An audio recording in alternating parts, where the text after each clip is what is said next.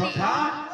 आगो उच्चता उठई ता पंच हात सोपक सुप्रभा संग मोजात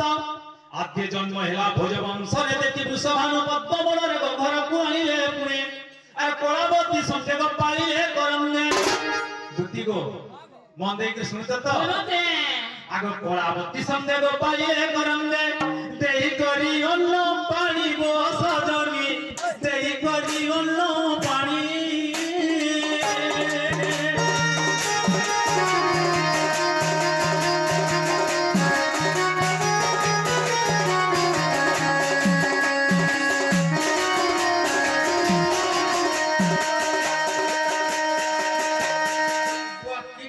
बोले तुम बोझे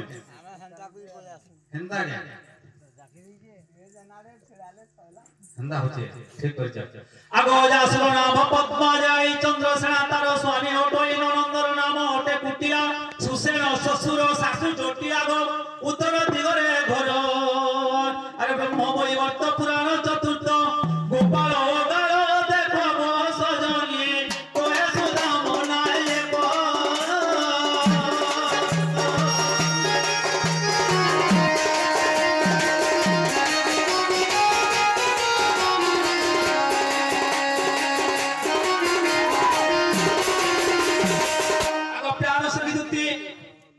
मुई त तुम उत्तर कहि देली हां ताले तुम जो सत्या विलंब नै करबो नै करादी टाइम लेनो टाइम दिले तो सकल पाई जो तुम जाओ ना